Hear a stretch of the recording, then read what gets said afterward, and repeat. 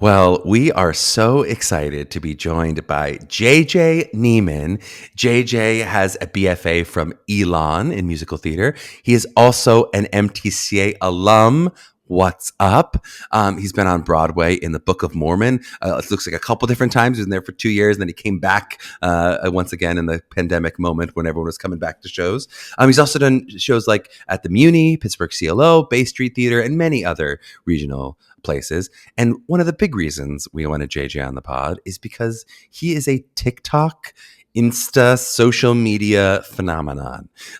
He's been like a viral hit in a lot of videos. Literally, some of these videos I was looking at last night were like 4.5 million views or whatever. He has like 300 million page views. I don't even know what that means. Someone wrote that down on his page. Like 300 million people, JJ. It's ridiculous. But through TikTok, he's done like Ratatouille, the musical, For You Page, which was a TikTok musical. We'll talk about that and maybe some of the other workshops and things that are happening in your life as well.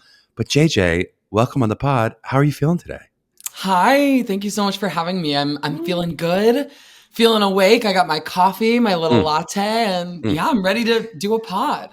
JJ's trying to pretend like it's like 9 a.m. It's 3 p.m. And here he's like, got my coffee, I'm ready, I'm awake. Truly. And I told Charlie I just finished a contract, and so like truly I slept till noon today. I've been on like rest mode for the past few days, like recovery. It's a good life. This is going to be a slow warm-up of a pod then. Yeah. But let's start with, so let's take you all the way back to when you were with MTCA back in the day.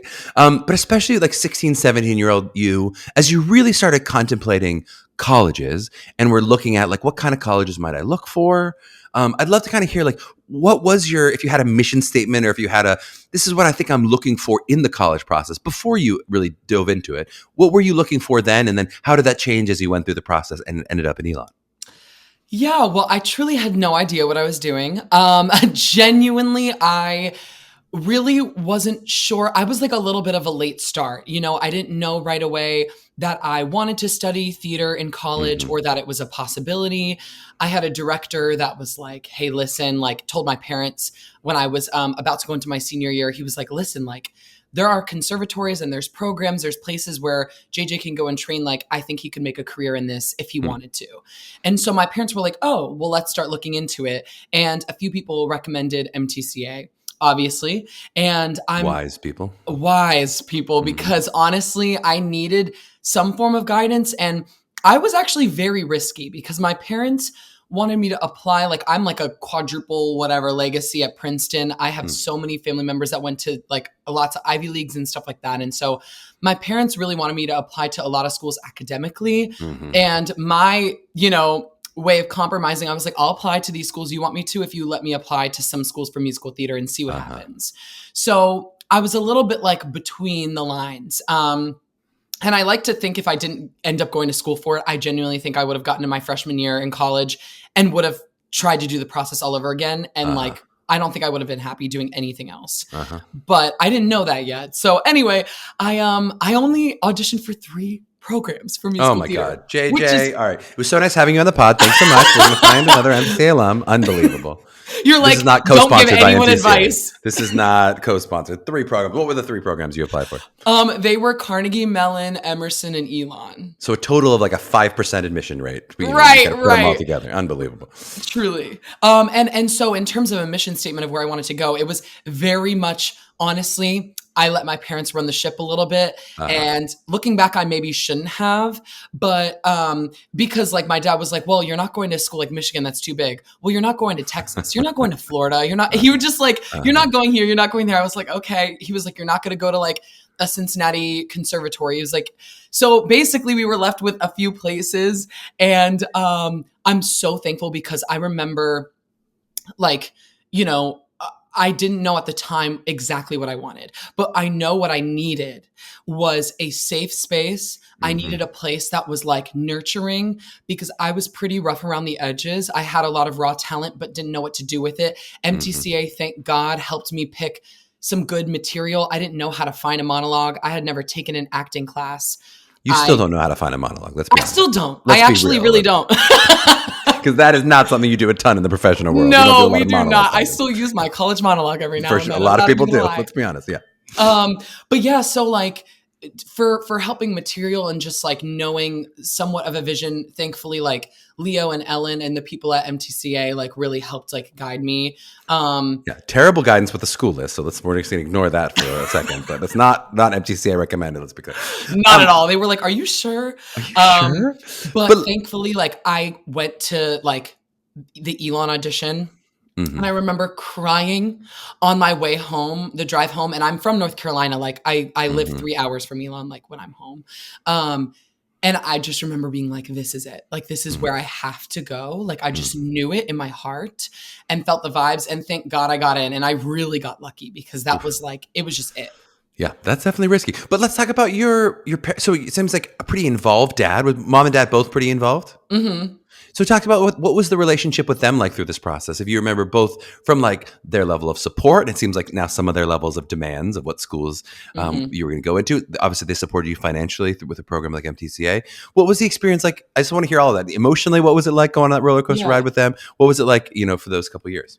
I mean, they were super supportive. Like they came with me to all of like visit all these schools, to all these auditions. Like they did like, they wanted to invest in me. And I think a lot of what they thought was I would end up going to maybe an academically based school. And then just a school would happen to have great, like my dad went to Princeton and they have all of these student directed, like he was an actor, like he was a part of all of the like improv troupe and like all this stuff. And they have amazing a cappella groups. So I think in his mind, he was like, you can go to school like that and not have to like study it.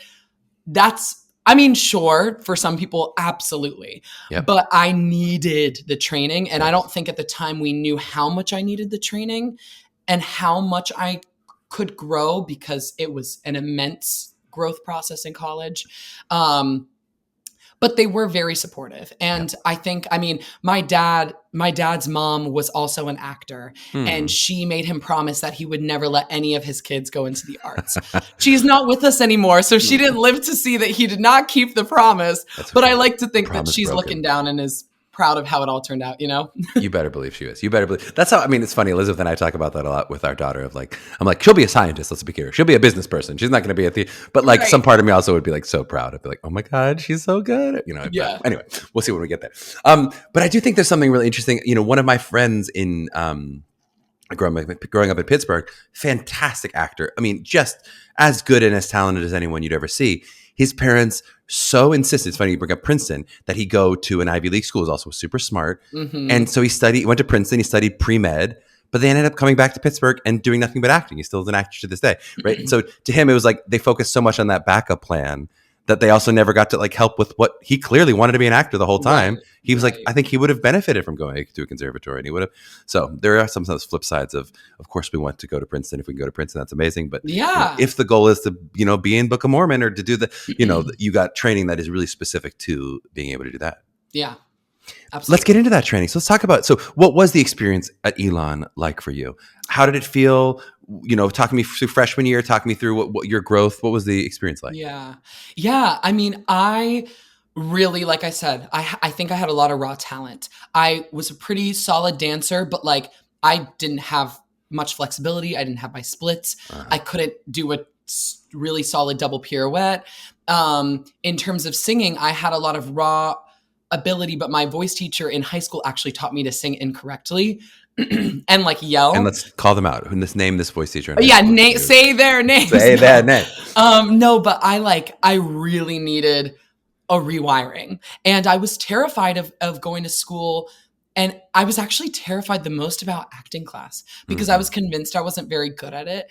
And the reason I wasn't very good at it is because I wasn't authentic. Like I had a lot to figure out about myself. And I was in a very I went to a private Christian school and was raised very religious. And like I was closeted and had a lot of built up trauma. And I wasn't willing to be myself yet. Yes. And thankfully, like I said before, Elon was just such an obvious choice in the sense that like, yes, it is a conservatory style program. It's intense. I didn't actually realize until I got there how high level it was and how intense it was, because it really is like just an incredible school and the talent there is insane. But the teachers and like the mentors, like it was very much like, felt like it was like moms, like Uh-huh. raising you. And it Uh-huh. felt like home and it felt safe. And that's why I picked it in the first place. I mean, it just was such a clear option, but like, I just knew stepping on there and meeting the faculty and meeting the students, I was like, this seems like a safe space to like fall and fail and crash Uh-huh. and burn and everything in between. And I needed that. But also there's teachers there that give tough love and are really hard, you know? Yep.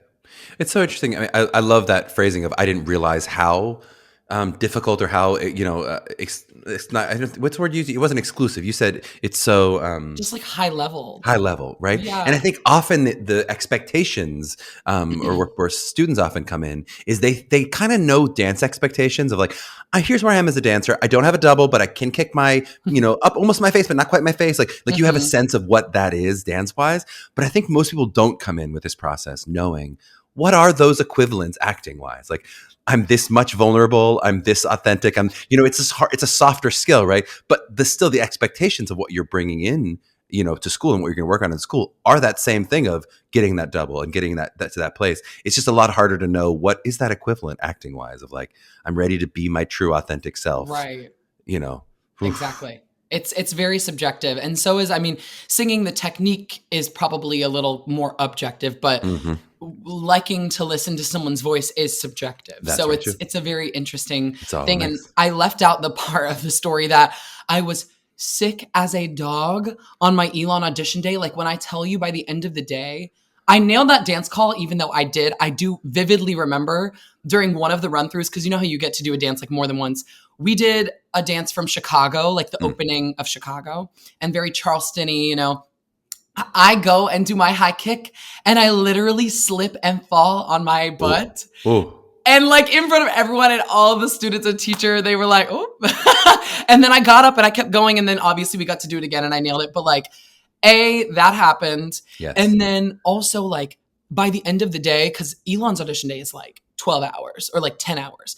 And I was croaking by the time I got to the Mhm. monologue section. Like I literally was so sick and I was like trying to get through and I was convinced I wouldn't get in because of that. But I think they could see past that and they Uh-huh. were like, he has a lot of potential. And that's something that I think Elon looks for. They're not looking for like polished perfection. When you go in, they're like genuinely like they are looking for humans. I agree. That's a lot of these schools. And I Yeah. will posit now, you as a more mature actor looking back, I'll bet Mhm. you realize that some of you falling on your butt and picking yourself up was actually as attractive as you nailing it next time. Like it's good that you Probably. nailed it the next time, but they watched how look, he flubbed up and he didn't get frustrated. He didn't, lose it completely. He was able to pick himself back up and Right. then do it. I think is something they often look for in those dance calls. Yeah, absolutely. If you had to take one thing now that you're using in your career, like what is one of the biggest things, whether it's a class, whether it's something, a skill that you really feel like you acquired, what do you feel like you're so grateful that you have under your belt now from your time? Well, yeah, I don't even know where I would start, but the most obvious one to me is the vocal training because I specifically worked with some teachers. One of them was Kurt Robinson, who runs Full Voice Studio in New York and works on a lot of shows. And he specifically, like with the pop rock style, Hmm. he was amazing. But also, I grew up singing. I grew up learning to sing by watching American Idol and Uh-huh. like being in musicals. Like I never sang I had no sort of classical training. So Uh-huh. going to college and them forcing that on you, which is like the last thing you want to do. Like nobody wants to sing an aria. Like no one like I did not at least. I And want to so, belt some A's is what I want, yeah. please. And like I genuinely though learned, I was taught how to mix. I was Hmm. taught how to sing correctly. I was taught how to work around vocal trauma that I got in high school because I was taught to sing incorrectly. Hmm. And literally my range expanded almost twice as much. Like Oh my I God. am known for my high voice, but I did not always have that Uh-huh. because I didn't know how to access it in a non-yelly, chesty way, So Hmm. it's pretty wild. And now I'm in Book of Mormon, which is like literally one of the like Ah! screltiest, like high singing Yes. shows ever. I love it. Well, then what about in the converse? Is there something that if you could go back to school and say, I'd add in this class. This feels like it was Mm. missing. I've now learned this after school or I'm learning it still, but I kind of wish I'd known this at 22. Yes. Specifically, something that keeps coming back around that I wish I had is dialects.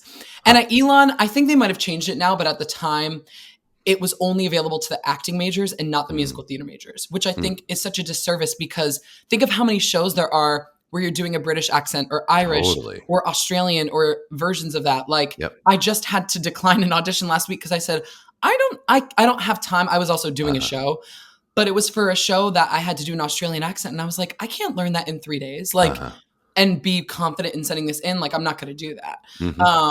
So I wish I had that. And a little bit more because of how much we're doing self-tapes. Like at the time it wasn't as big. So I wish I had a little bit more self-tape training, or like how to like portray yourself as a musical theater actor, but on film and still be big, but subtle, you know?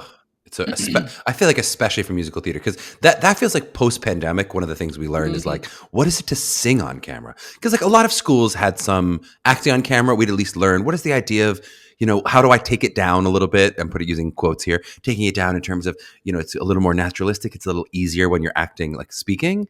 But then to do that while you're doing Sondheim or something is like, it's a weird skill. It's a weird thing that like, I just don't feel like it was done a lot. I mean, it was done in like the Les Mis movie or whatever, but there wasn't a lot of like close-ups singing in that way of like singing acting on camera pre-pandemic. And then it became a whole thing.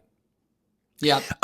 While we're on that, talk to me a little bit about your post-showcase life. So you graduate, you're crushing it. You've learned how to sing. Octaves have increased. You're feeling confident. I'm sure you're in the best shape of your life. Here you are. You're time to, get out into the business. And pretty quickly now you're getting into the Book of Mormon.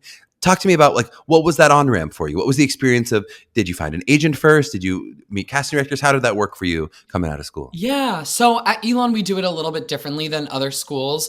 We, instead of doing like a full New York showcase, we like pay basically casting directors and agents to come down. And the senior class actually helps raise a lot of that money that is used to bring the people down. And I was like one of the people in charge of that. So I was very proud of like the money we raise. And, we put on all these performances and things at school, but like doing cabarets or whatever locally. Yep, exactly. Yep. A lot of schools selling merch, we sold like BFA, Elon merch. You got to practice some of your entrepreneurial skills, which we'll get into in the second half for sure. Yeah, and I was a business minor, so I was applying skills already. And it was cool also when you're doing something like that and bringing people down. For example, the agent I ended up signing with, which was CGF Talent, and Michael Goddard was the agent that came to visit from CGF. And literally, like, I picked him up from the airport, and like, you get an hour in a car with an industry professional, and just to like be a people human. Literally would pay for that. They would pay for that privilege to get to sit down with an agent for an hour. Yeah. So, and then like, so what we do when we bring people to school, and they do still do this, and some of it's on Zoom now, but they do still do this, is we like do a full, each student gets like 10, 15 minutes to do songs of their own and like, workshop them and work with the agent or casting director that is there. And we basically try to bring down someone from every major office in terms of casting, and then bring down some of the best agents and the ones that often sign Elon folks. And then we do like a whole dance call where we're doing like 4 different dances, and people get to pick the ones that they want in their strong suits and, choose to show tap if they want to. And we do like a whole reception, a Q&A, like we do a dinner with them. It's a whole thing where you like are getting to know them and asking them actual questions and stuff. So that was a really cool experience. And that is how I ended up, after all of that, went up to New York for spring break, got to have meetings with all of the agents. I was, choosing between 5 or 6 different agencies, and went with the ones I went with because of, just the heart. I mean, and you made that connection now. You knew that. Yeah, exactly. And it felt like I was like, I need to have an agent I can just call up and be like, hey girl, what's up? Like, I want to talk about this, or like, I'm struggling with this, or like, can I go in for this? Because the last thing I wanted was to sign with someone who felt cold and I was scared of them. Because they work for you. It's a collaboration. You work together. So, so I signed with them over spring break, and I also got, a video submission request, a self-tape request. That was probably my first one I ever did too. Was for Book of Mormon. And it was because the associate had come down to campus, and they, I think, contacted 5 or 6 of us from my class to submit self-tapes.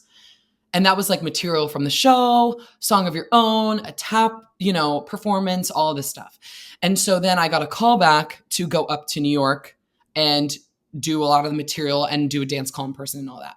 So the callback ended up being 2 days after I graduated college. So I graduated from Elon on a Saturday, packed in my apartment, flew up to New York on Sunday, was staying on a friend's couch, and Monday morning, 10 a.m. was my callback. And so I went, did all the material, all that stuff. It went super well. I got a final callback for the next morning. And I didn't move to New York yet. This was just a week trip that I was like going up. I think I was also up for like the waitress tour at the time, and some other things. And and so I went to my final callback. Well, didn't know it was a final callback, but went to the other callback and had to do all the same material, but for more of the creatives. They filmed it for Casey Nicola, who wasn't there. And I also was pulled into a room and the dance captain taught an extra dance combo to like 3 or 4 guys. And I didn't know at the time, but I found out after the fact that was kind of the swing test. He was like, I'm just going to teach this as fast as I can. How quick can you pick it up? How quick can you pick it up? And how many details can they retain after teaching it?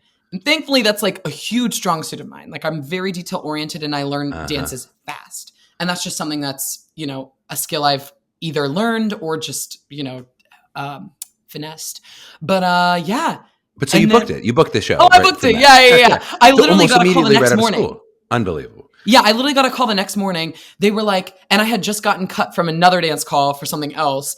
And I was like, oh, okay, that's the reality of New York. I like bombed that. And then I literally had a voicemail from my agent, like, call me about Book of Mormon. And they were like, they want you to go to the theater at 3 p.m., sign your contracts, and start music rehearsals. And I literally started rehearsals that day. Unbelievable. Yeah, crazy. So did you ever feel like, and of course you were with that show for a while, and I know you're only a couple years out of school really, but like, do you feel any of the trajectory of like, because obviously that is so lucky, like not that many people, even if you're really successful, even if you get an agent right out of school, not many people booking a Broadway show within the first week of graduating or whatever, right? That's awesome when that happens. It's not unheard of, but it's awesome. Do you feel a little bit of like, I don't want to say disappointment is kind of the wrong word, but just like what you're feeling now after the show, the sort of post-show letdown, does it feel weird then to be like, okay, so now what's next? Like I already achieved what was probably a pretty big dream, being on Broadway immediately, of like, now how do I navigate my career? What happens, you know, because now I see you're doing all these amazing things. You're doing regional stuff, you're doing workshops, but is it weird to be like, oh God, I had this thing immediately, and now how do I traverse to the next step, you know, having hit that big thing? Yeah, totally. I mean, it was very interesting, and it's like, I have a lot of thoughts, but I'm not going to take up too much of your time. But it's obviously because that's a years long journey of ups and downs, and like I was a swing as well, so it took me even 6 months in the show to even start feeling like I was like confident in everything. I had debuted all my tracks, I had done everything, so like it was like it kept it so exciting and fresh. And I think, you know, I would see friends going and doing a lot of regional work, doing world premieres, doing things like that, and working with people and building the roster of their connections. And now Book of Mormon is an amazing show. It's genuinely so fun. It feels like home when I get to go back. And so for those of you who don't know, like post-pandemic also, like I chose to leave the show. They asked me to come back. I said no because I had filled my time there. But now I'm a vacation swing. And so when I'm available and when they're available, like for example, they called me for 2 weeks to come in while I was in Cape Cod doing Greece just now, and I couldn't go. And so they asked someone else. But like, if I'm available, like I've done 10 or 11 weeks there post pandemic, which has been so lovely. And it feels like a homecoming, like I'm coming home. But yeah, I mean, I call it almost like the golden handcuffs because it is a government job. It is stable. You are making good money. You're able to save. You're able to pay rent. But not new connections. You're just making these same connections again and again. Yeah. It's a little bit of a dead end job in the sense that you're not going to, like, they want the people that book that show to stay there. And people do. And most people stay there for years and years and years. And so for someone right out of school, I didn't realize at the time that at times it was holding me back from certain opportunities. And I had to like really force myself to put myself out there. And I was like, at times, like had to swallow my pride a little bit and be like, I can't believe I'm in a Broadway show, but I'm going to an open call for like this random project or like this random tour. In my mind, I should be going in for it, or like people should, I'm on Broadway. Like, do people know who I am? But any other 23-year-old wouldn't feel that way, or 20, you know, when you're early, any other 24 would be like, it's cool. I'm building on my stuff. Of course, I'm getting to know people. I start at the bottom. It's fine. And I got to be honest, like being able to have the title of like Broadway actor and like that on your resume opened so many doors for me. And I'm so thankful for it. And again, the show is so fun. And like, genuinely, I learned so quickly because I got to final callback after final callback after final callback for all these original Broadway shows. And it was always one thing. It was always, oh, we ended up going with someone who can tumble. Oh, we ended up going with someone who looks old enough to cover the 35-year-old role, which I do not. Like, and I just learned, I was like, oh, I got so lucky. It reminded me how lucky I got because I was like, I booked a show that was so perfect for me. Yes. And not every show, even if I have all the skill set in the world, it's not like the perfect lineup. So it's about finding those, and it's not, for some people can find it time after time after time. Yep. And others it's fewer and far between. And so I'm fortunate to be pretty much working consistently. And I haven't ever not been working as an actor since graduating college, except for obviously the pandemic. No one was working. So yeah, I'm very lucky, and it's provided a lot of good knowledge and experiences. It really is amazing. All right, but the last question before our break, and after the break, we'll talk a little bit about social media, which I can't wait. But let's talk. You mentioned swinging, and we've had a number of successful people who've done swinging or being a swing. Swinging makes it sound weird if I say you've done swinging. But we've had a number on the pod, and we've talked a little bit about the intricacies of it. I'd love to just hear, like, so you said you're someone who's detail oriented. Was it something you feel specifically Elon prepared you to do? Was it a conversation that you had in school of like how to do this, kind of unique thing? I think understudying, I've never swung a musical, right? But understudying a role was really hard, I think, in and of itself. The idea of doing multiple roles, especially where there's sometimes is like costume changes and furniture's got to move and everything's got to hit the mark. Like finding, I guess I'm interested in what is the detail oriented part? And then you said after 6 months, like when, if any, does the artistry come in when you've got so much happening in your head, so much technical stuff going on? Yeah, I mean, I definitely, so in terms of being prepared for it, I feel like the skill set wise I was prepared, but swinging is something I feel like you just have to do. Like there's no way for you to prepare for it until you're doing it. And honestly, sometimes people get cast as it and they're like, oh, wow, I don't like doing this. I'm not good at it and I'm not going to do it again, or I'm not going to do it any longer. I had never, when I got hired as a swing, I had never understudied. I had never covered. I had never done any of that. So I just had to trust that I was good at it. And the funny part is the casting director actually called the head of my program at Elon when they were deciding if they were going to cast me or not for Mormon. Ooh. They literally called Kathy and they were like, hey, so we're thinking of hiring JJ for this. Is he capable of this? Does he have a skill set for this? Because just because someone's a good auditioner or a good actor doesn't mean that they're going to be good at that. And I was literally the head of my program, Kathy's assistant. I helped respond to her emails, organize audition days, do everything. You're taking the call. Here you go. You're like, I'm going to patch you into Kathy. Yeah, literally. She literally was like, oh, JJ will be perfect for this. He will show up with color-coded notes. He will be the best person you could have for this job. And so, it shows that people do check in with references. So do pay attention to that and how you operate in places, schools, workplaces, etc. But I was like, she spoke it into existence. And I said, you're right. So I got all my color-coded stuff ready. And like, I am very type A. I love planning out, writing out everything, to-do lists.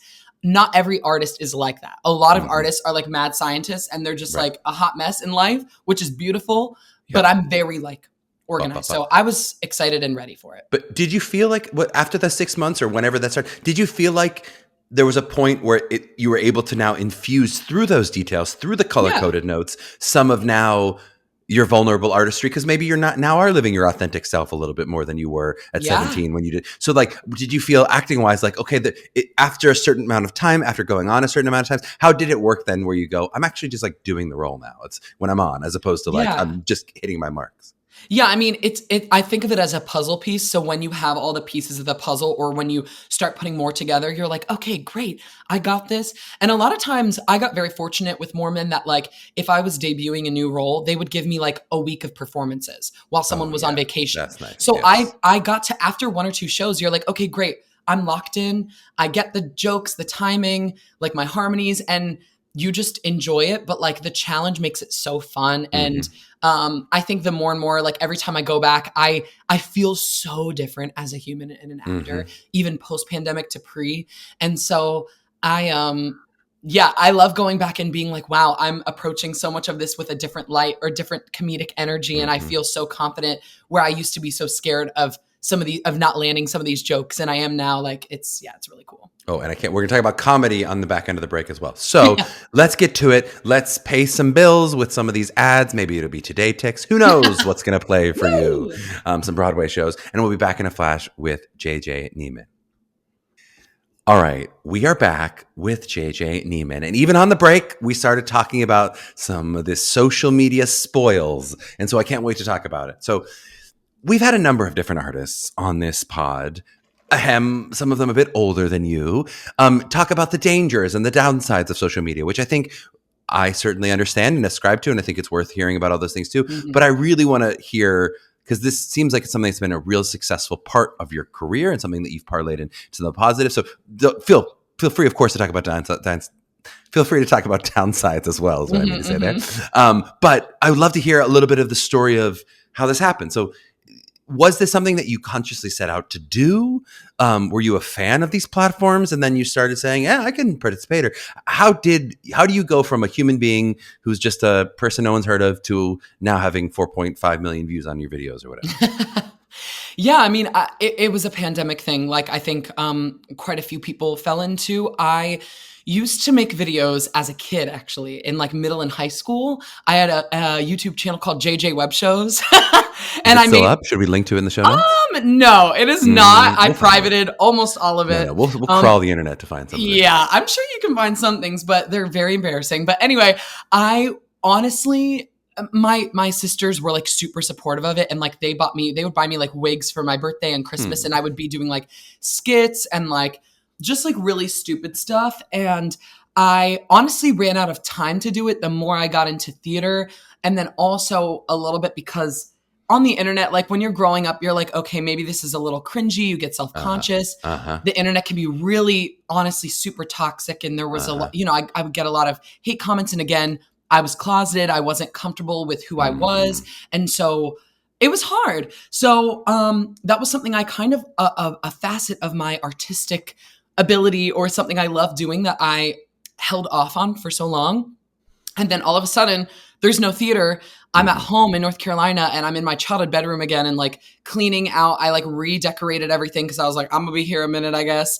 And I found all my old wigs and I had just downloaded TikTok. And I was like, you know what? Let me start just like dabbling with making some videos. Didn't really know how to use the app. It took me a few months to like really get into it. And then it was pretty much like summer of 2020 was when I really started making videos, and it really started taking off in like August, September of 2020. And did it start out as only an artistic project, or did some part of you have that entrepreneurial, hey, this seems to be a way people market themselves? No, it was not at all. I did not set out to get a ton of followers or like make it a career like at all. And I think that's a good thing. And I think honestly, that's why a lot of people like my videos is because I never set out to be like, you can't smell it on you. No, and I can smell it on other people, which is something that bothers me. Totally. But anyway, but okay. So then, whoops, it happens to some extent. Oh my God, people are really watching our thing. I'd love to talk and only, of course, share what you feel comfortable with. But like, what was that process of capitalizing on it or monetizing it? I'm thinking specifically of like my friend from TPAP, a friend who like had this crazy hit viral video, millions and millions of views. She got invited on Jimmy Kimmel, and she did all this amazing things, but she also wasn't actively pursuing acting at the time. She was a teacher at Texas State. And so she was like, I don't kind of know what I'm to do with this. Right. Like, and kind of didn't necessarily want it. Maybe part of her did want it. I don't know exactly what was inside her mind at the time, but it was this weird thing of so much attention, but it didn't seem like it really got capitalized into what, I don't know, financial gain in the way that it could have potentially if that was her big goal. So at some point you must realize, oh God, I have all of this something, which is the thing that we all want, which is attention, thing we all want, meaning the companies and capitalism and all those things, right? But you probably don't have a way to snap your fingers and go, and that makes me a millionaire, or that gets me the next job. Or how did that process go from attention to now, how do I work this into something I'm known for? Yeah. I mean, I started using like on TikTok, like doing the creator fund, which doesn't make a ton of money, but it pays you based on views and stuff. And I would have some places reach out and it would be like truly like no money. But I was like, this is so cool. Like, sure, I'll like help make a video if you like send me products. Like, what? That's so cool. Then I signed with a manager and started working with him. He reached out through my agents. He knew one of my agents. This is an LA-based manager. His name is Paul. He works for Select Management Group that manages I'm sure if I showed you a bunch of people, you would recognize a ton of them from the internet. But it's a 360 management. So they also do TV, film. They do all the stuff, but also primarily are helping grow social media people's platforms and like businesses. And he had been, watching my videos for like 6 months and was like, I really just think you have something very special and I would love to like meet with you. And so we did like a, few month trial run and we started with some small brand deals. And honestly, so much of it comes through them, or if places reach out to me, everything goes through my manager and they're able to negotiate stuff I never, ever imagined. Right. And now that's my primary source of income, and acting is the fluff. Like acting is like what I get to do for fun. I can go to Cape Cod and take like a vacation, even if I'm getting paid, $700-800 a week, which is not much, but like I can do that because it's not my primary source of income anymore. Which is the dream of dreams. I mean, it's one of the sort of messed up systems of like sort of capitalism and the fact that a lot of people want to be actors, and so we can pay them very little. It's like it makes it this really difficult thing that if you want to do this, most jobs, I mean, of course, TV and film world gets paid very well, but most non-Broadway theater jobs do not pay even really living wage, or if it's living, it's living only while you're actively in that work, and it's not going to sustain you through the fallow period. So that like to be able to say this is acting is the thing I get to do because it feeds my spirit, but I actually can pay the bills some other way is, of course, the dream of dreams. It's so nice. Yeah. And like, and it's nice because now some of it comes directly to me, which is really cool that yes, like the manager's helpful, but a lot of people like see me and like, I now have relationships with people at Meta who run Facebook and Instagram. I'm with the TikTok creator portal. And of course I've been doing actual musicals created and produced by TikTok. And so like, and I have brand deals basically with Instagram. And like, so I'm paid regardless of views now, like to just post and have consistent content. And it's really nice to like, I don't know, have like a 6-month deal with someone and you're like, I can pay rent. Like this is rent and then some for the next foreseeable future. Like I don't have to worry about paying bills. It's really, really nice to have. And so talk to me about those. So both the Ratatouille and For You page are both like TikTok musicals, right? So Ratatouille was not produced by TikTok. That was like an independent project that just became a whole phenomenon on TikTok. I see. And then I guess maybe TikTok gave their approval, but they weren't a part of any of the production of it. And then I think they saw the success there and how it can be a collaborative platform. They can say, we're writing this musical, people contribute, and then they can use all of these people's, creative abilities and create something really cool. And so they've started doing more of those and now sponsored, but they just did one with like Taco Bell. And I was like, what is going on? But anyway, and now they're trying to get nominated for an Emmy for like variety, like special for the For You page musical. And I'm very intrigued to see if that happens. That would be so cool. And those who can't tell, it's For You, Paige. If you can't tell by the way we're pronouncing it. It's not the For You page, it's For You page. Yeah. That's so cool. Now, is that something that you ever worried about, like, almost becoming too much part of your identity? Like, have you ever been like, okay, boy, man, like I am now, someone I saw it online, you said, you're the king of theater TikTok or something. I'm like, is that like, are you like, that's awesome, I own that well? Or are you like, okay, I also do want to be other theater stuff? Or how does that, jive for you? Yeah, I was really not sure when I was coming back post-pandemic as an actor and having this whole platform. I was like, what is that going to be like? And am I going to be getting opportunities because I deserve them and I'm talented, or because of this?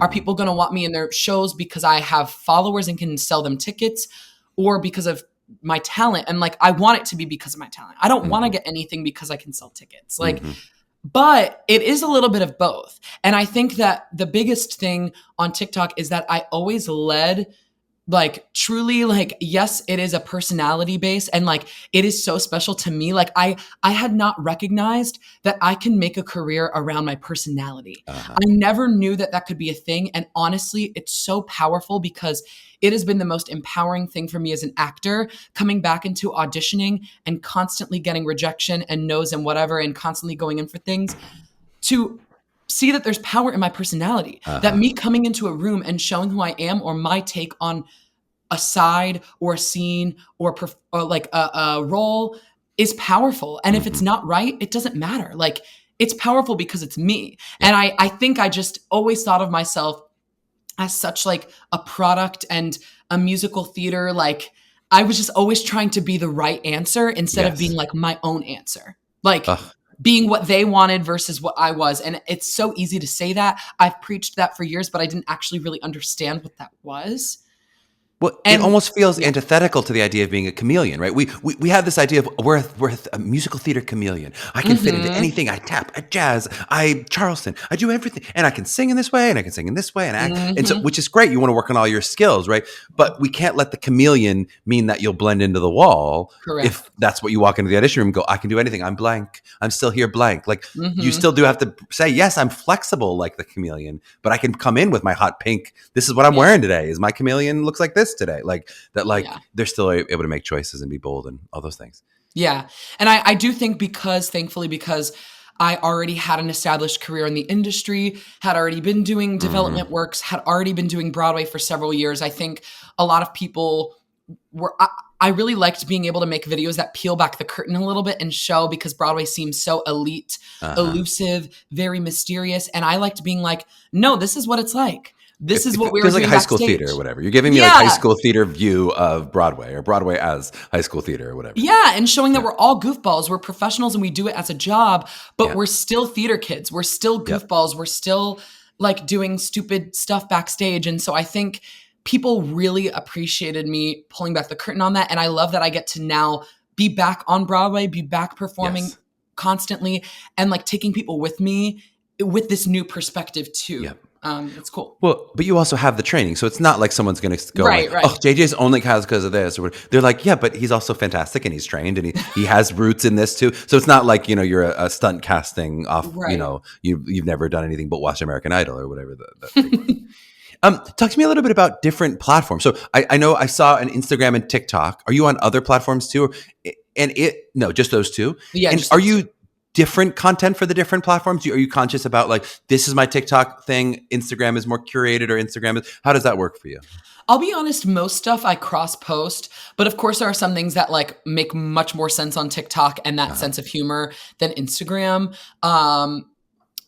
Yeah, it's very interesting. But now that I have deals, for example, with Instagram, I have to be cognizant of I'm making content that is exclusive to Instagram for a month, and then I can post it on TikTok. So I have to constantly be coming up with content that's like I can cross post, and then some that I can post on one place and not the other. It's very interesting. Okay, well, you said coming up with content, so we got to talk about that. So the detail-oriented, multicolored, assistant that was you. Are you someone who is planning out your month of content? Are you writing stuff in advance? Are you having sit-down writing sessions with content? Or is it more off the cuff of like, let's see what I feel like? Yeah, it's more off the cuff and improv. I will say I really keep tabs on trends. Every time, it's funny because like I do watch TikTok and stuff for humor, and it's literally I will be like in bed like crying laughing for an hour at TikTok. Like it is just so good. When it hits. But I will say that a lot of times I'm truly scrolling with a business mindset, and I am constantly saving sounds, saving videos, and looking at trends and being like, how can I use this? Or is this something I can easily use in the theater realm or artist realm or New York City realm? And I keep a tab on my notes app. Just every time I have an idea, write it down. Doesn't matter if it's stupid. I sometimes wake up in the middle of the night and had a dream about an idea and I write it down. I don't plan out content really. I do, most of my videos are just improv and I just do it as I go. But it sounds like you're more like a stand-up comedian then. Rather than, it's not fully, it's like in terms of Maybe. like, they write down little notes and they're like, I'm going to try that out on stage or whatever. Like there's a joke there somehow. I got to get a camera on and we'll see what's funny there. And sometimes it flops. And sometimes it flops and you go, delete, done, Yeah. But you, for the most part, it's more you've just got a gem of an idea than I'm doing a full script and I know exactly what's going to happen. Yeah, I never really write out a script unless it's a brand deal. Where does that funny juice come from? Like where does, kids doing videos, but then at some point you didn't feel like an authentic actor and you weren't, sort of locked in that way. How do you feel like you were able to harness, because it seems like a lot of what you're doing is comedy, right? A lot of these videos are more funny than like deeply. I mean, I'm not going to pretend there's no thirst traps on there. Let's be honest. We see JJ with a little open shirt or whatever. But Okay. more of what we're getting from you is like, is personality. Your point. It is funny. It is. I'm at least giggling or smiling at it as opposed to like, God, that's so deep. Right. It's the trauma. I'm kidding. Is that true? The funny comes from the pain? No, I mean, I like to say that everyone that's like every comedian that's like very funny. I don't even consider myself a comedian, to be honest, but anyone who is, I feel like genuinely has trauma and it uses it because there's nothing better than like low key a little bit self-deprecating or like, you know what I mean? Like being relatable and just real. Yes. And so I don't know. I feel like more than like knee slapping comedy of my stuff, I feel like it's just more a little relatable. And it's specifically, I found that there's universality and specificity. Yes. And so what I mean by that is the more specific you are about like, I'm making a video about being backstage, my mic accidentally is on when I think it's off. I'm talking about Chipotle or like I'm using the bathroom backstage and my mic gets turned on. Like the amount of people who are like, this exact thing has happened to me. Or the amount of people on Broadway who are like, did you wiretap into my conversations backstage at Mean Girls on Broadway? And I'm like, no, but like,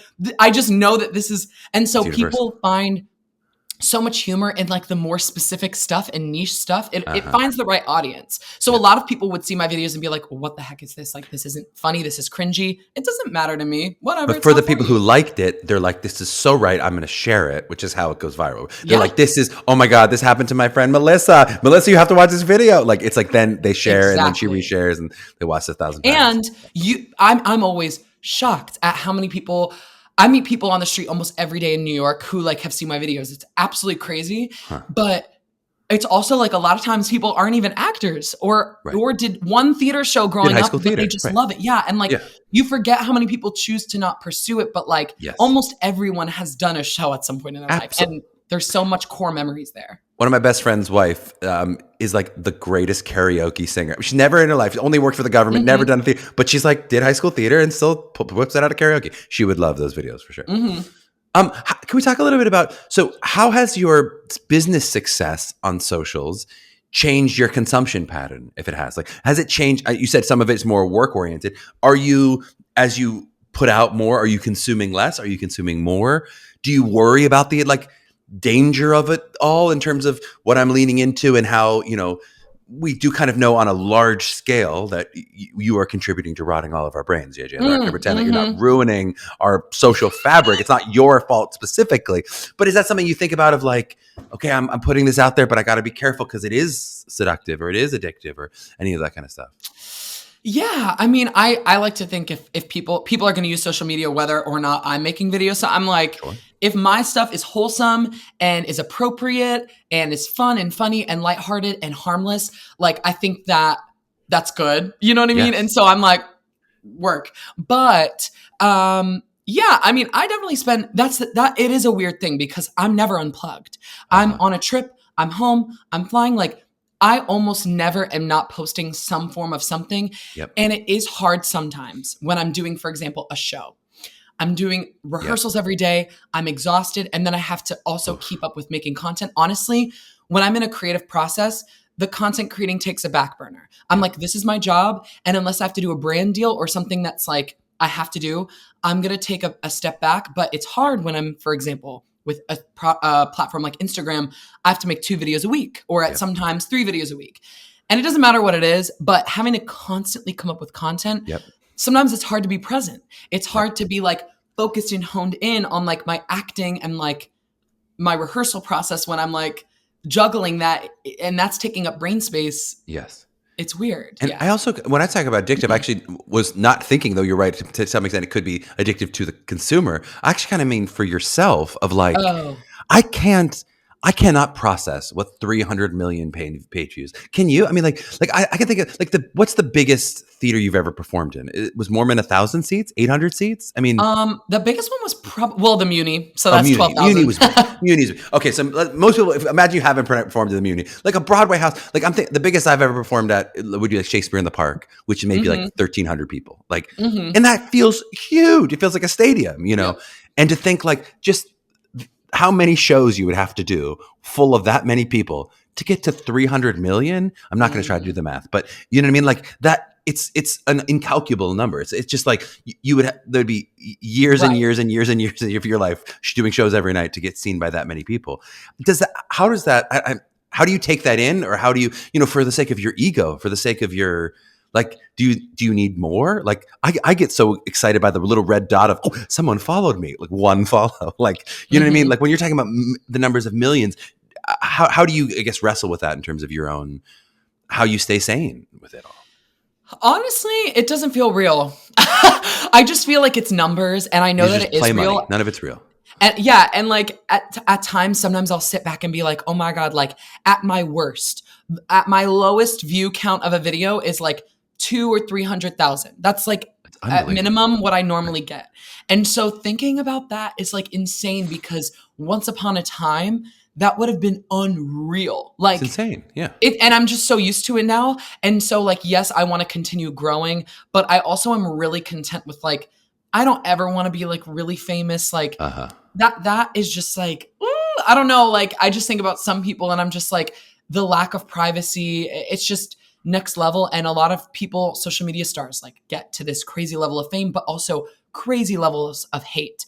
Yes. And my pages stay pretty positive. I very rarely deal with hate. And if I do, it's like, y'all just don't get it. Or like they say gay and it's like, yeah, like, I don't care. Creative. Like genuinely like, or they're like, oh, like theater kids are so annoying. It's like, yeah, period. Like to you, for you. So anyway, I just like, I'm so like, I don't give a crap really about most of that, but the views don't seem real. I don't know where I was going with that, but that's that's it. No, that's a really healthy way to think of it. And boy, God, if you can keep it positive, I don't know how you can do that, but it seems like that's. I think it's because I've slowly built my platforms, and it's been a lot of theater kids performers, just like kind humans. And I think they're like really, honestly, really loyal. And so like, I just don't have some people get viral success overnight. And that's when it's scary, because then you have a ton of people following you. Yes. And who's all this of a person sudden shoving me into your face? I don't want to see this. Why are they on my feed? I never asked for this.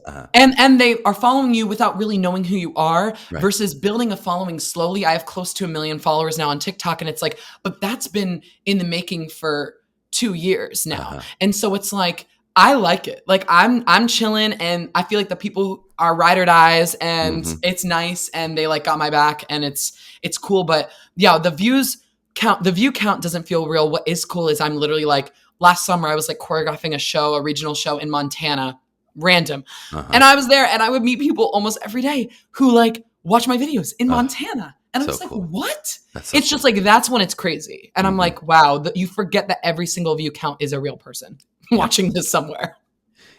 We've done a little like theme of type. We've talked about type a bunch of different times in the past 4 or 5 episodes. So I'd love to kind of continue that in this framing, especially maybe branding is a better word than type. If you think about it in terms of like the way you think you're branding yourself for the theater industry, but then also how that affects your online presence in terms of what your branding is. And branding, I guess I don't mean like, am I branding for this product, but just in terms of like, oh, JJ, what's his thing? Like, is that something you consciously think about both in the online world and theater world differently? Have those two merged for you now, where you're like, this is my online personality, but in the theater world, I play these kind of roles? I just love to hear like how type and or branding is kind of fit into your life. Yeah. I might not have the best outlook on this, because I definitely have found lately, I feel like a hard spot that I'm in is that I'm a little between types. And what I mean by that is like, I'm like growing up, but I'm still very young. I'm 26, but I can look like I'm in high school. But like for TV and film, they're now casting actual high schoolers. But like my voice, my energy, and everything about me is so youthful that people often think I'm young, much younger than I am.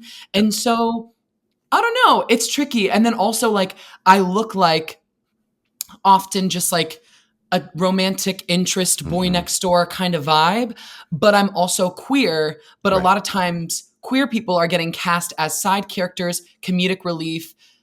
They're not normally, a lot of times they don't look like me in shows. It's very interesting how the types work. So, but I used to think like, I have to be like XYZ. And like, I just played like Duty in Grease, who's like silly comedic relief, like always kind of the butt of the jokes. He's like the little brother to everyone. And then this fall, I'm about to play Sky in Mamma Mia, who's like the hunky, like love interest, fiance, like hot boy. And like I went into that audition and I remember going in and I was like, I am sexy. I am confident. I am confident in my body. I may not have a six pack, but I feel good in my own skin. And like, I'm going to go in and nail this. And I went in and felt that way. Yes. And I booked it. And like, I was like, this is such a mind over matter. As soon as I started viewing myself as more than just like a little like deep little like, you know, Mormon boy, the longer I was in that show, the more of a mind, you know what it was. You get trapped into that box of going, this is what I am. Yep. But you saying like, hey, this is me. I am sexy. I'm me. Yeah. I'm JJ sexy. Not I have to play some idea of sexy, but this is sex. JJ as sexy. People have seen me as sexy. We talked about those thirst trap photos or whatever. You're like, I live in that world. I can do that. That's part of me for sure. Exactly. All right, we're gonna have to let you get out of here, so we have to play our game. Okay. Each of our artists play a unique game. This one, the title, I'm not proud of this, JJ, is Mormon or Come On. Okay? Mormon or Come On. I'm going to give you some facts about Mormonism. Okay. And you are going to tell me if it's true or false. Mormon, true. Come On, false. Man, come on, like that. That's what you understand. Okay, these are all from the internet, and there's like no fact checking, so this could all be wrong. But we're going to see how much you learned from the Book of Mormon. I'm nervous. Do you feel like you learned some for that show of Mormonism itself? Yes. When we join the show, they give us a packet of all of the references from the show and like what the. I thought I remembered hearing that. So we'll see how well you do. These are relatively hard, but not impossible. Okay, so they're all true or false questions. Do you feel ready? Mormons always have a modern day prophet in the president of their church. Mormon or Come On? I'm gonna say Mormon. Mormon, that is true. All That's right. 100% right. We don't have to keep pronouncing it that way. We can Thomas say true or false. Monson is wow, very good. Right, the current president. That's right. And a prophet, whatever, something's about being a prophet. He's a prophet. Okay. Mormons all try to live a healthy lifestyle, including abstaining from alcohol and other vices, and have an average life expectancy of over 10 years longer than the national average. I'm going to say Come On. Come on. It's 2 years longer. 2 years longer. Everything else is true except 2 years longer. Okay. Mormons are encouraged to take a rumspringa, where they abandon their followings for a year as a teenager. I'm going to say Mormon. That's Come On. That's Amish people. That's Come On. Oh, no. Very close. We almost got you. We got you on one. Okay. The Twilight series is an allegory for the Mormon belief in eternal marriage. I'm going to say Come On because that sounds crazy. It's Mormon. Stephanie Myers really? is Mormon for 100%. Okay, we're doing good. We're about 50%. We're doing fine. Okay. Mormon men outnumber women by almost 2 to 1. Come on. How could that be true? That was just a book. Yeah. Good kind of thing. Okay. The modern Mormon church does not allow for polygamy. Mormon. That's true, but some still practice polygamy. Yeah. Very good. 2 of this century's presidential/vice presidential candidates have been practicing Mormons in Mitt Romney and Tim Kaine. I'm going to say Come On because it might be more. Oh, cool. You're right for the wrong reasons. Only Mitt Romney. No. Tim Kaine was like Catholic or something. I don't know, but not Mormon. The term Mormon, which is the nickname for the followers of the Church of Jesus Christ of Latter-day Saints, comes from the Book of Mormon, named after Joseph Smith's father, Mormon Smith. Come on. Sure, I made it up. It could be true, but I made it up. The Mormons believe when Jesus returns, his headquarters will be in Jackson County, Mississippi. Come On, because it's Missouri. Oh my gosh, you're so good. You cannot be fooled. Hey! The Mormon Tabernacle Choir is the oldest singing group in the United States. Mormon. The Mormons wear special underwear as protection, partially because Joseph Smith was shot dead on a day he wasn't wearing his. Oh, that's funny. I'm going to say Mormon because I hope that's true. No, I made it up. It could be true, but he was shot. So that's how he died, but I don't think it has to do with the underwear. And that's funny, though. Mormons have secret handshakes with each other. Come on. No, that's Mormon. Really? Mormons believe in multiple heavens. Mormon, 100%. Mormonism has an open religious canon. The doctrine always has the potential to change. Wait, say that one more time. An open religious canon. So it's like their Bible is always open. It can always be changing. I'm going to say Come on. That's Mormon. Mormons believe Jesus will return in the year 2032. Come on. Come on, I made that up. Okay. Mormons believe you become responsible for your sins at the age of 8. Mormon. Very good. You're doing very well with this. It's not easy, JJ. We got a couple more. Mormons are baptized 3 distinct times in their lives. 3 times they get baptized. Come on. Come on. Mormons are required to tithe 25% of their income to the church. Come on. Come on, it's 10%. Mormons are the 3rd largest religion on earth. No way. No way. They're the 4th largest, though, unbelievably. Really? Yes. Mormons believe you can tell the difference between an angel and a demon by the strength of their handshake. If you made that up, that's funny. Wait, I'm going to say come on. It is true. It is true. Apparently, a demon will not squeeze your hand tightly. Only an angel will give you a firm handshake. JJ, you've done fantastically with this game. That's over 50%. You've beaten a monkey clicking true or false without a doubt. I wasn't counting how well you did, but you did very well with that. Yeah. I tried to make that hard. I make all of our games. No, you came up with some good what's it called? Alternative facts. Oh yeah. I'm a good liar. Liar, JJ. It's called acting. I've studied it well. Okay, we're gonna wrap up here. I've got one more question for you, which is just I want you to think about you at that 17-year-old self, clueless as he was, and just give some advice to little young 17-year-old JJ. And for bonus points, if you want to think about your parents, whatever age they were at that time, if you were to give some advice to them, going through the process, if you're doing it all again, what would you ask JJ to do differently, and what would you ask your parents to do differently? Specifically of the college audition process? The college process. 17 years old, you're doing the whole thing again. I mean, what advice wouldn't I give? Baby, I did everything wrong. So I really wish that I could go back, but also I wouldn't change anything of how, it ended.